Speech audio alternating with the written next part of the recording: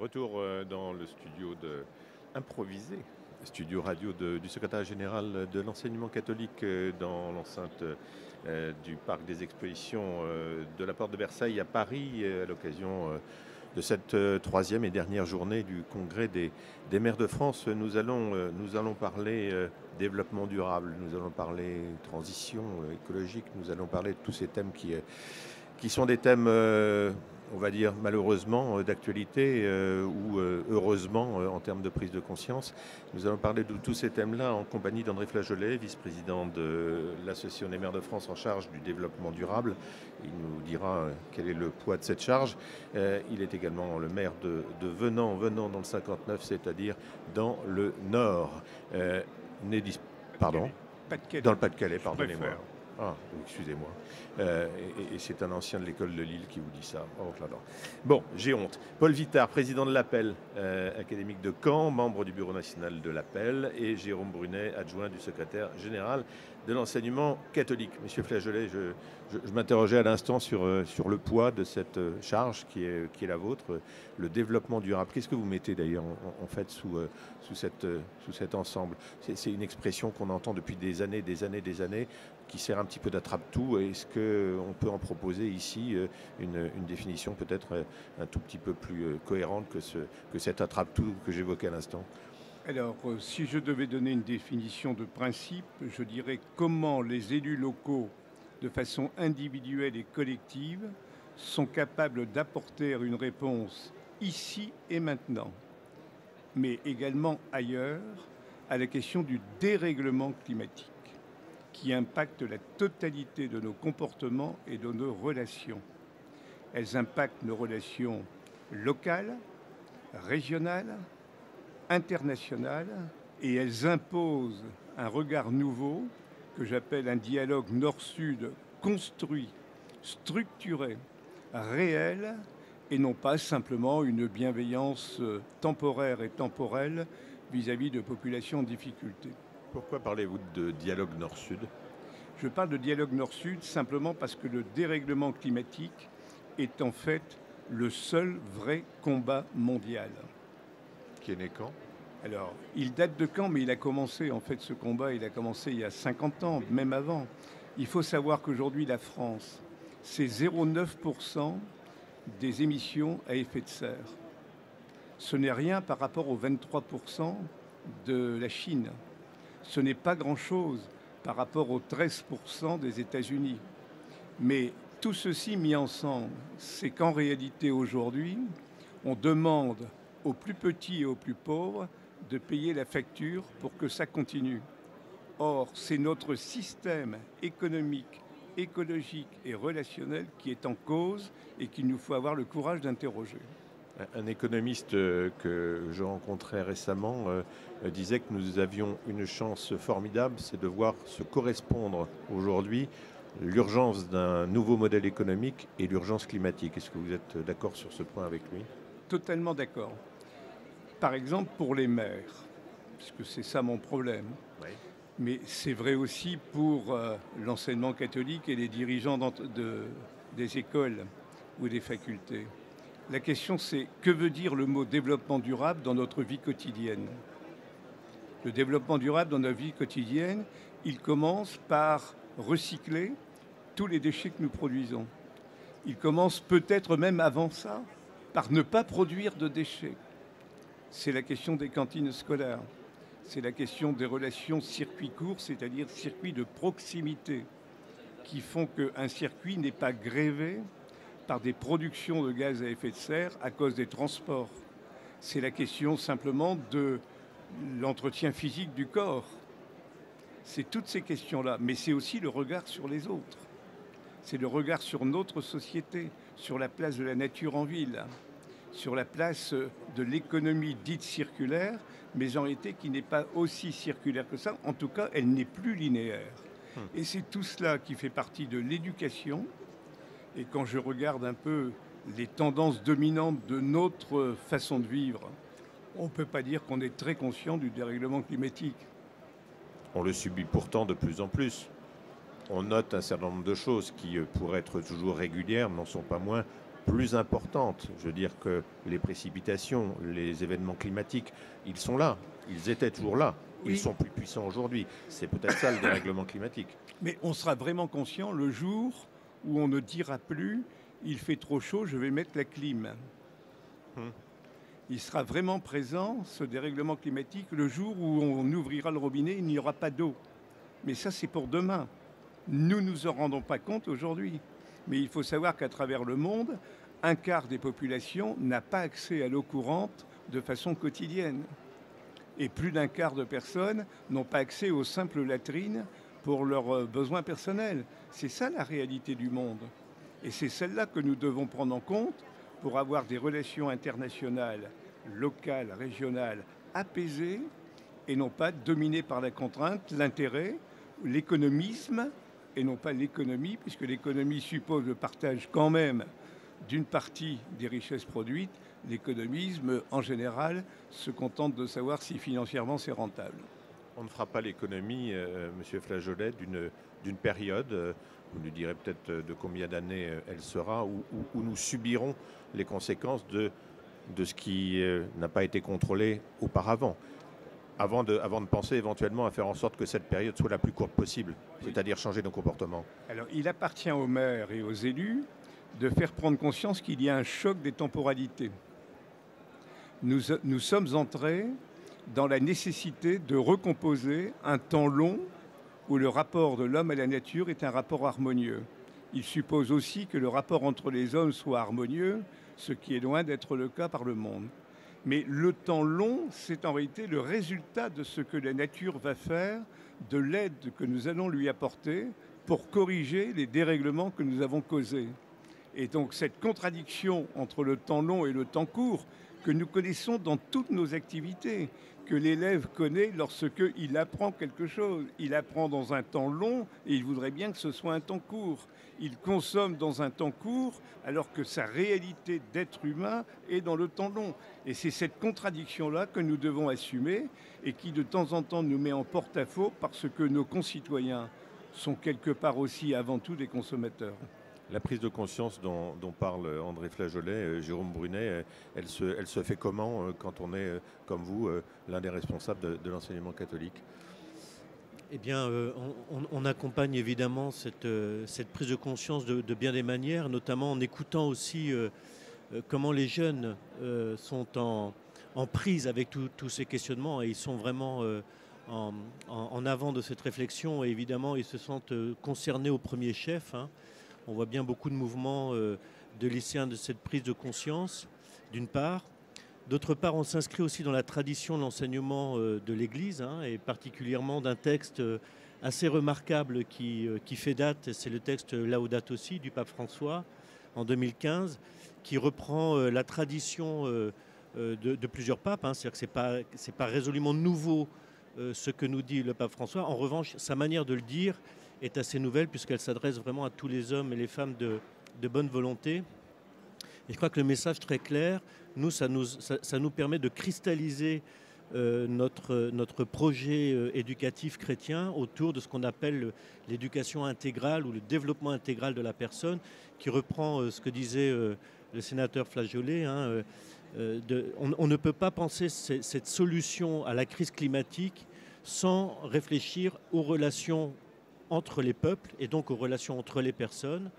La relation également avec soi-même, ça c'est ce que nous dit le pape François, et il introduit évidemment une quatrième dimension qui est la relation, alors il est pape de l'Église catholique, donc il va dire la relation à Dieu, mais on peut tout à fait s'interroger, poser la question sur la relation à la transcendance, c'est-à-dire qu'est-ce que la justice, qu'est-ce que la vérité, voilà. Et donc c'est comment notre projet va permettre à des jeunes de grandir dans ces quatre dimensions, la relation à soi, la relation aux autres, la relation à la nature et la relation à Dieu ou à la transcendance. Sur ce même thème de la prise de conscience, Monsieur Vittard, l'appel se sent, j'allais dire, en mission, et notamment auprès des parents, puisque on le disait à l'instant, les jeunes sont peut-être les plus conscients de ce que l'avenir leur réserve, et pas forcément en positif.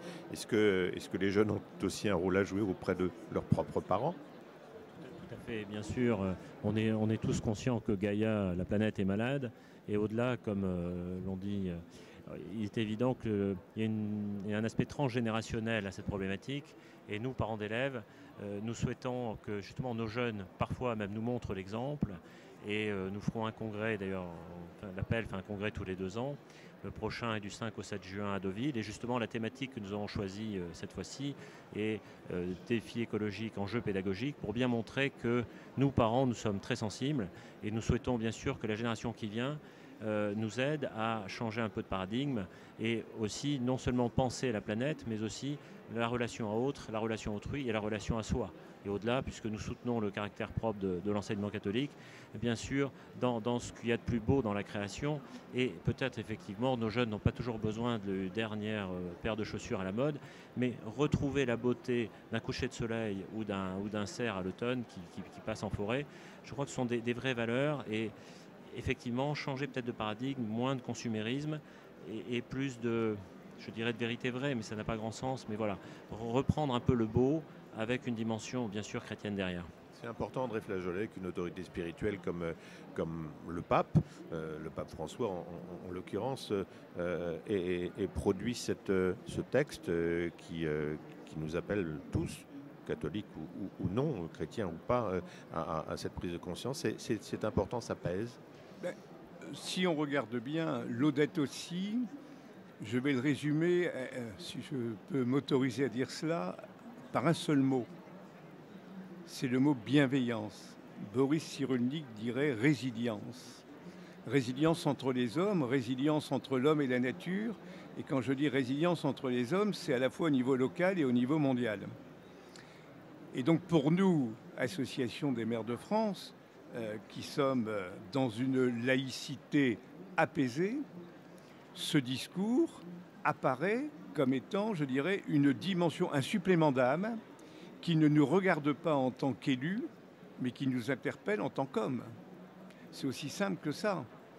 Et si j'allais plus loin, Laudato Si représente dans le rapport de l'homme au monde et de l'homme à l'homme la même chose que Rerum Novarum dans le rapport de l'homme à la pratique utilitaire, au travail en particulier. Et donc ce sont des textes dont nous avons besoin. Je dirais honnêtement que ce texte, moi que j'ai lu et relu, sur lequel d'ailleurs un certain nombre d'élus ont travaillé lors d'une conférence à Lourdes, ce texte finalement dit l'universalité de nos interrogations. Après, on y répond comme on veut. Il n'empêche que ces réponses ne peuvent être vraies que si elles sont à la fois locales et vécues, partagées, parce que la question des ressources, c'est une question qui montre la finitude des ressources dans un infini humain qui progresse, dans un esprit de consommation qui est outrancier pour d'aucuns et qui est nettement insuffisant, voire scandaleusement insuffisant pour d'autres. Nous ne pouvons pas à la fois réclamer à l'État des propositions de partage, d'équité, et en même temps oublier que cette équité a une dimension qui dépasse largement les frontières de l'Hexagone. C'est d'ailleurs parce que cette équité n'est plus vécue que l'Europe est en crise. Parce qu'aujourd'hui, c'est l'Europe des marchands qui domine, ce n'est plus l'Europe des projets. Voilà, ça c'est ma conviction à la fois, je dirais, et j'ose le dire très simplement, ma conviction d'élu local, mais c'est ma conviction de chrétien également. Et je crois que c'est plutôt la seconde qui a nourri la première. Il faut apprendre la bienveillance à l'école, Jérôme Brunet. Oui, absolument. Et c'est-à-dire que ce changement de paradigme que nous sommes en train d'évoquer, le pape François dit il nous faut éduquer le futur. Et je trouve la formule est extraordinaire. C'est-à-dire que dans nos écoles, nous avons à former les citoyens de demain. Et donc, ça ne peut se faire que si on réussit à changer de paradigme, à changer notre logiciel relationnel. Et notamment, il faut rentrer dans une éducation. Alors moi, je vais un peu plus loin que dire l'éducation à la bienveillance, parce qu'il peut y avoir un côté un peu lénifiant peut-être de le dire uniquement comme ça, mais éduquer à la communication non violente, donner des vrais outils de relation où on peut être en relation en vérité avec soi et avec l'autre, parce que l'enjeu, il est là. Comment est-ce qu'on va apprendre sortir du logiciel de pour être heureux, il ne faut pas qu'il y ait de conflit, qui finalement est un logiciel qui introduit de la fausseté dans les relations, pour être heureux, il faut être capable d'assumer des conflits, assumer le conflit. Mais du coup, comment on donne des outils pour vivre le conflit de manière pacifique, voilà, et sortir des conflits larvés dans lesquels très souvent nous sommes. Donc les outils existent, on a tout ce qu'il faut maintenant, il faut vraiment y aller. Et il y a une très très grande soif de la part des adultes, des jeunes et des parents d'aller vers ce nouveau paradigme. On parlait des jeunes à l'instant et de leur influence, de leur pouvoir. Ça me fait penser, Paul Vittard, et je vais m'en amuser 2 secondes, mais à ce dessin que je voyais l'autre jour représentant une mère s'adressant à son fils et lui disant, puisque tu sembles adorer Greta Thunberg et que tu veux avoir un comportement idéologique, c'est très simple, on va supprimer ta tablette, on va supprimer ton iPhone, on va supprimer la télévision, on va supprimer la trottinette, on va supprimer éventuellement le coucher trop tard. Bon, au-delà de la plaisanterie, est-ce qu'il n'y a pas effectivement, on reprend le terme de comportement qui était utilisé par André Flageolet tout à l'heure, mais ce comportement, il faut le changer, mais les jeunes aussi doivent le changer s'ils veulent véritablement être, disons, sincères dans leur prise de conscience. Je crois qu'on a tous à changer nos comportements à l'échelon familial. Je prends un exemple des bateaux de croisière modernes, 6000 personnes, souvent du fuel qui n'est pas de très bonne qualité. Et là, on a une dimension aussi sociale. Les gens partent sur ces paquebots de croisière au large des Antilles, ne descendent plus dans les chambres d'hôtes des Antilles, restent dans leur paquebot jour et nuit, avec un personnel qui est très mal payé, qui est souvent d'Asie. Et donc là, il y a une vraie dimension sociale à s'y reprendre. Est-ce que nous avons besoin d'aller sur ces ferries, sur ces grands bateaux? C'est une vraie question. Alors après, c'est plus compliqué. Quand on dit peu de transport en avion, attention, la jeunesse aussi, l'ouverture à d'autres cultures, c'est important. C'est-à-dire qu'il ne s'agit peut-être pas d'aller tous les 3 mois en Thaïlande, mais peut-être qu'une fois qu'un jeune Français, par exemple, voit en Inde une autre société, ça paraît important. C'est-à-dire qu'il faut concilier à la fois la nécessité de moins polluer et de consommer autrement, mais de ne pas aussi mettre des œillères et de permettre à une jeunesse, on le voit bien avec les programmes Erasmus par exemple, la jeunesse est aussi l'époque des personnalités en construction et l'ouverture au monde aux autres cultures. Alors ça se fait très bien en Europe, donc voilà un petit peu le paradigme, mais je crois que les scouts de France, d'ailleurs qui seront à notre congrès, avec leur démarche Alpes, habiter autrement la planète, ont aussi ce souci. Les scouts les plus anciens font traditionnellement des voyages en Amérique du Sud, par exemple, et il y a à la fois nécessité d'en faire pour les ouvrir à d'autres cultures et le faire de façon raisonnée pour ne pas trop polluer. Quand on s'est parlé avant cette émission, Monsieur Flageolet, j'ai risqué le mot révolution. Vous m'avez corrigé immédiatement en me disant non, pas révolution, évolution. Est-ce que vous pourriez répéter et développer, je veux dire, ce thème? Alors, je vais revenir à partir de ce que je disais tout à l'heure. Le mot important, c'est le mot bienveillance, résilience. Alors, qu'est-ce que ça veut dire? Ça veut dire en réalité que l'homme ne peut en aucun cas n'être qu'un produit ou un outil. C'est une dimension de dignité, d'individualité et de partenariat entre personnes. L'évolution, et non pas la révolution, consiste à redécouvrir ces phénomènes tout simples qui sont la relation à autrui sans intermédiaire. Le smartphone n'est pas nécessaire. 2 jeunes qui sont côte à côte peuvent effectivement communiquer avec leur outil, mais ils peuvent aussi communiquer par personne, en direct. Et c'est ce direct qui est important.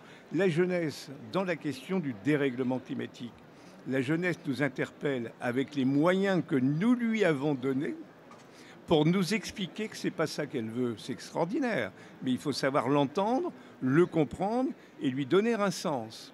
Alors, si vous voulez qu'on l'appelle révolution, je veux bien, mais en fait, je dirais que c'est une refondation de relations humaines qui ont été existantes, qui se sont développées, et pour les élus locaux, pour les maires en particulier, la notion du vécu, du tissu social. Faire société, ça veut dire quelque chose. Nous disons au président de la République, nous lui avons dit hier, nous le redirons au Premier ministre aujourd'hui, nous l'avons dit à tous les ministres qui sont venus, laissez-nous, soyez les garants de quelques valeurs fondamentales qui fondent la République et la démocratie. Nous sommes les gérants de ce tissu et nous sommes capables de faire société dans cet espace-là, organisé, et d'ouvrir à cet espace Dans une autre vie que j'ai, qui est ma présidence de comité de bassin, nous consacrons tous les ans à peu près 1 million d'euros au dialogue Nord-Sud. Mais c'est rien par rapport aux besoins. Il n'empêche qu'il y a déjà quelque chose. Et ce sont les jeunes en particulier, et les ONG, les associations, souvent à partir des communes d'ailleurs, qui font société par rapport à des gens qui aimeraient bien avoir un peu de notre superflu, celui que l'on jette dans les poubelles, d'accord, et dont on ne se soucie pas de le recycler. Vous êtes vice-président de l'Association des maires de France. C'est pas compliqué de tenir le langage de la bienveillance face à des maires qui ont pour réalité des tas de, j'allais dire d'emmerdements, des tas de contraintes économiques, des tas de problèmes avec des agriculteurs qui aimeraient utiliser des engrais et qui ont dit qu'il ne faut pas, etc. etc. La liste est extrêmement longue en la matière. Ces maires qui justement n'en peuvent plus parce qu'il y a trop de contraintes qui pèsent sur eux, vous allez leur parler de bienveillance après? C'est difficile, non? Ils n'en peuvent plus parce que le nombre de contraintes techniques est beaucoup trop important par rapport à leurs responsabilités. Je suis heureux que vous parliez de ça en tant que journaliste. Moi, je suis, me dit-on, un spécialiste de la question de l'eau. Mais l'eau, par définition, qui va manquer cruellement. Moi, je suis en arrêté sécheresse là, actuellement, hein, malgré tout ce qui est tombé. Le stress hydrique. Bon, oui, en stress hydrique. L'eau est l'élément essentiel de la communication entre les personnes et ce qui fait société. L'eau potable. Mais derrière l'eau potable, c'est la ressource, c'est la technique de gestion, c'est l'accès pour les plus défavorisés, pour les sans domicile fixe. C'est vrai aussi pour ce qui concerne l'assainissement. Que fait-on? C'est vrai pour l'agriculteur. Peut-on créer ici de la production agricole n'importe où sans tenir compte de la ressource? Peut-on installer une usine ici alors qu'elle a besoin d'eau et qu'il n'y en a pas? Va-t-on faire des kilomètres de réseau pour le ramener? Faire société, c'est ça.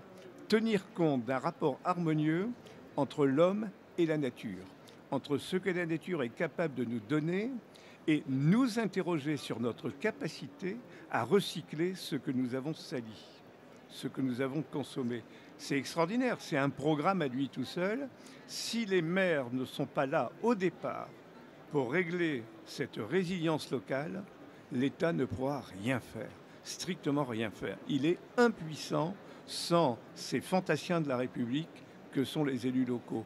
C'est un véritable hommage que je rends aux élus locaux qui sont, comme on dit souvent, à portée de remerciements, mais souvent à portée d'engueulade. Mais qui n'empêche, sont là au quotidien pour faire vivre une table des valeurs. C'est ça la République. Qui dit ça généralement, le président du Sénat, à portée d'engueulade, effectivement. Ça veut dire aussi, Jérôme Brunet, qu'on peut songer en termes de bienveillance, avec cet objectif-là, à penser ou repenser les relations qui sont des relations très importantes entre l'école et les territoires, l'école et les élus du territoire. Il faut repenser ou penser dans ce sens-là cette relation. Oui, oui, bien sûr. On parle d'écologie, hein, d'écologie, voilà. Et dans l'écologie, c'est comment on s'inscrit dans un écosystème qui est bien plus large que la simple école. Une école, elle est implantée sur un territoire, donc elle est en relation avec des partenaires politiques, sociaux, etc. Et donc évidemment, il y a ces liens à tisser et à redécouvrir. Et je suis très sensible aux propos de M. Flageolet, hein, qui nous redonne la définition à la fois de ce que c'est qu'une culture. On a oublié qu'effectivement, le fait que quand on ouvre un robinet, l'eau coule, c'est pas naturel, c'est culturel. C'est parce qu'il y a toute une construction sociale qu'il faut redécouvrir. Et c'est bien entendu par ce principe de subsidiarité que vous venez d'expliquer, c'est-à-dire que c'est le niveau le plus proche des réalités qui doit être en capacité de prendre les décisions. Et donc c'est comment nous, école, collège, lycée, nous pouvons contribuer à nous inscrire dans ce paysage localement, mais aussi comment nous allons former les élèves à être conscients de tout ce qu'on vient d'évoquer là, à redécouvrir que c'est pas naturel d'ouvrir un robinet et d'avoir de l'eau qui coule. C'est un bienfait qui est construit par la société, par la culture. Monsieur Flageolet, sur ce point, il y a une vraie relation à instaurer peut-être entre les différents acteurs sur les territoires pour aller justement tous dans le même sens. Qui aujourd'hui, en fait, est le mauvais élève? On vous a entendu parler peut-être de certains puissants, de certains riches, en tous les cas, dire que de toute façon, c'était les pauvres qui étaient les victimes, et demain seront les victimes du dérèglement climatique. Est-ce que ce n'est pas justement ce déséquilibre-là auquel il faut s'attaquer? Oui, je crois que les déséquilibres insupportables devant lesquels nous sommes, que ce soit dans une situation locale ou une situation mondiale, remettent en avant une question simple. Comment faire sens pour que tout le monde s'y retrouve? Faire sens, c'est-à-dire faire en sorte qu'une personne soit une essence respectée pour ce qu'elle est. Le rôle d'un maire, c'est quoi? C'est qu'il n'y a personne sur le bord du chemin. Il n'y a personne qui est exclu. C'est ça notre rôle fondamental. Ce que les puissants au niveau national ne comprennent pas, c'est que la République des proximités que nous représentons porte sens, quelle que soit la couleur politique du maire, quelles que soient ses convictions religieuses, ou s'il n'en a pas, ça ne change rien. C'est sa mission première au niveau local. Mais nous disons, et j'ajoute, que cette dimension-là, elle doit aussi être nationale et mondiale. Parce que nous ne pouvons pas avoir quelques oasis de tranquillité, de consommation dans un océan de difficultés pour toutes les personnes. Cette dimension-là fait que les jeunes nous interpellent sur cette affaire. Et ils ont raison. Ils ont raison, pourquoi? Parce qu'ils nous disent que autrui est un autre moi-même. Point final. Alors je sais que ça peut paraître naïf, ça peut paraître peut-être en dehors du temps qui passe et en tout cas de certaines émissions qui ont, paraît-il, pignon sur rue. Mais il n'empêche qu'à un moment donné, les dégâts collatéraux que nous voyons d'une société injuste, les dégâts collatéraux que nous voyons vis-à-vis de populations qui n'ont même plus le minimum pour vivre, font que l'on doit s'interroger que cette gouvernance des relations humaines, si elle n'a pas quelque part une dimension mondiale et humaniste, nous mène à la catastrophe.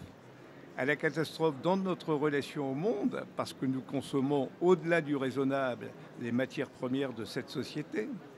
Il suffirait de regarder comment nous nous comportons par rapport aux terres rares et par rapport à leur exploitation. C'est une honte mondiale qui est en train de se passer dans l'indifférence la plus générale et en tout cas dans le silence médiatique le plus absolu. On préfère un tweet de Trump à une réalité qui touche un tiers de la planète.